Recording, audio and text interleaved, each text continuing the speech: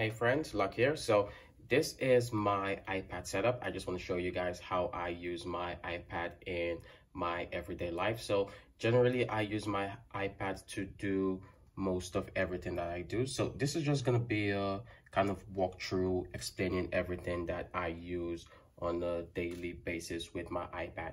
So first of all, I do have a keyboard. I don't have the Magic Keyboard. As I'm a student, I cannot afford to buy the Magic Keyboard. It's quite expensive.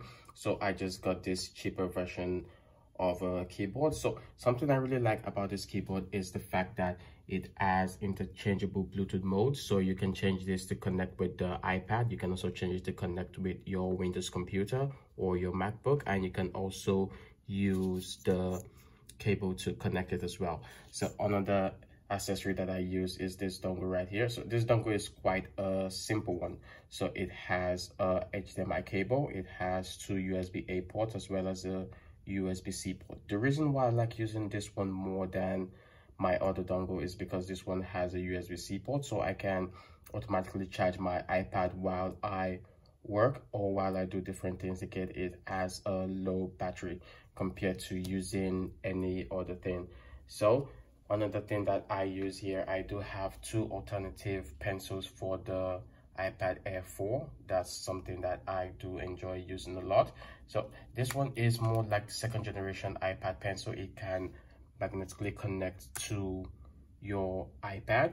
If you're using the iPad Air 4 or any of the iPad Pros, it can magically connect to that, but it doesn't charge the pencil itself. You have to use a connector to be able to charge this pencil to use it.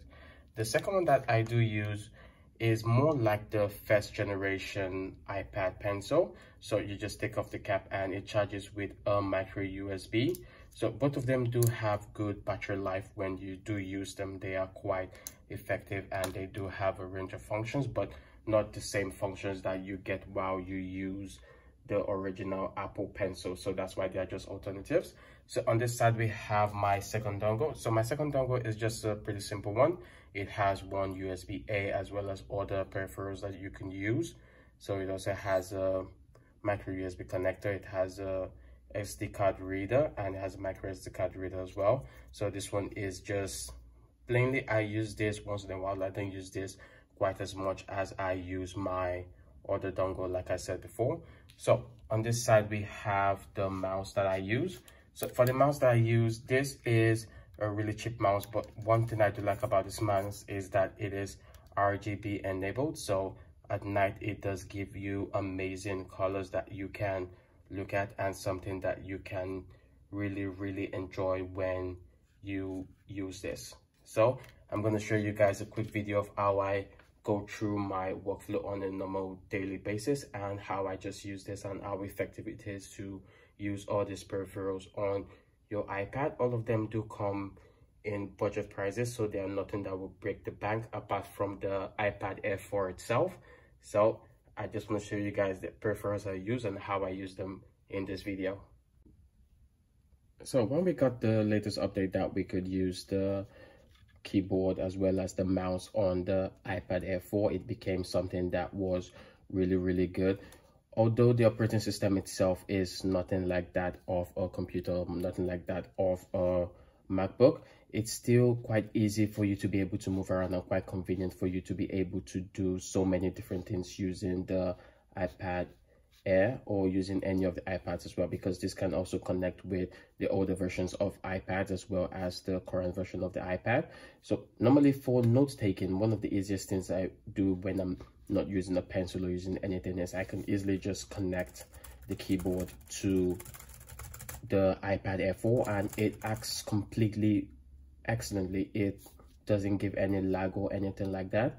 Normally I do not enjoy using the Bluetooth mode on the keyboard or the mouse. I do like connecting them to the peripherals to be able to use them. So with that, the connection is actually excellent and it doesn't give you much of any problem when you do anything like that. Navigating through the system in itself is something that is great when you use the mouse. It's almost the same thing as you using your fingers to move through the device. One thing I do enjoy using this setup with is if I put it to an external monitor or put it on an external television, then it's definitely one of the best things. Normally I do use the iPad for gaming quite a lot while I'm playing Call of Duty. So when I'm playing Call of Duty, I do put it on an external monitor or put it on an external TV. So the benefit about that is you can just keep the iPad in a farther destination and still be able to control the iPad while using all these accessories with your iPad Air 4 or whatever iPad that you decide to use. One of the disadvantages, as we all know, when using the iPad Air 4 or any of the iPads connecting to an external monitor is the bezels that we do get by the sides. The iPad doesn't have the feature right now that enables it to take over the whole screen of whatever external monitor that you are using. So that's something that we should also take note of. So using things like PowerPoint or Excel is also quite convenient when you think about using the keyboard or the mouse. It's very easy for you to navigate, making it just act as much as easily as you would get when you use a computer.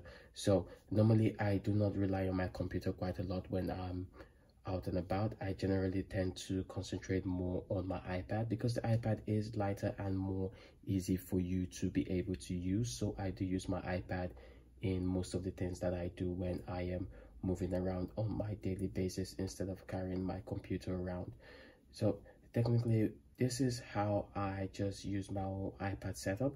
I just have a piece of dongle, I carry my keyboard and my mouse and the iPad itself, and I'm able to make it act like a computer and use it wherever I want to go with whatever setup that I want to use.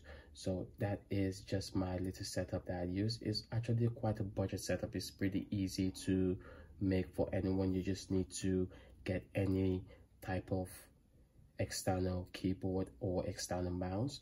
I like this keyboard, like I said earlier, is just because of the fact that it can interchange between devices. I do have a MacBook and a Windows laptop as well, so I like the fact that I can use one keyboard for all of them.